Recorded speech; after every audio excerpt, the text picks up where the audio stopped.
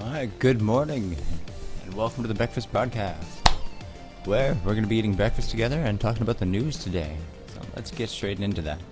For breakfast this morning, I've got I forget what kind of yogurt it is, to be honest, but it's some kind of yogurt. And for the beverage, I've got a medium roast, let me think, Pride of Arabia. Let's get straight into the news, shall we? Alright, so straight off the top, Cortana is taking over your house. Microsoft unveils the new Cortana powered thermostat, which is basically a smart home on your wall. She adjusts the temperature in each room and monitors where people are in your house. And I'm sure in a short amount of time we'll be able to do just about everything else that a smart home can do. Check it out in the link in the description or on my Twitter account. There will be a link there at ChrisMSTweet. After 3 months, Samsung's Bixby is finally launching in the United States. This little bastard finally learned English, and he is on his way to taking over the Americas. Elon Musk says that he has gotten permission to dig a tunnel between New York City and Washington State in order to build a Hyperloop. It was just a tweet, so it's not confirmation yet, but I think we can trust Elon Musk with our lives here. Yes, I think we can. Intel came up with a new compute stick called Movidius. It's an AI compute stick that can do up to 100 gigaflops at 1 watt of power, and you can apparently plug as many of them in theory as you want into USB hubs. So that's pretty damn cool. That's going to mean a lot of speed for AI platforms in the future. There's a new AI assistant that digs up specialized information for makers, engineers, and specialists.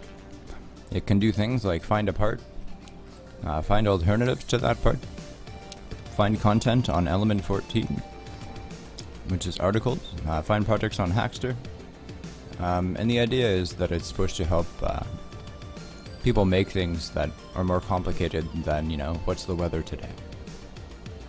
You have got to check out this awesome cool thing on Google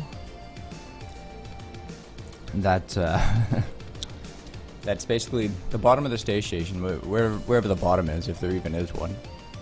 There's this cool VR / 360 degree thing where you can look at the Earth from the bottom of the International Space Station, and it is super cool. I really love it. You can also check out live feeds from the International Space Station. If I remember, I'll post a link up in that description. Netflix and users have been reporting their speeds on Verizon to be throttled. So Verizon users across the board are reporting that when they use different websites, they're getting different speeds from their internet provider. And this is legal in the United States, but it does not adhere to net neutrality. And this is bad on you, Verizon. Bad on you. HD for some people, non-HD for other people, even though they're paying the same price. It's not fair. Echo Arena is a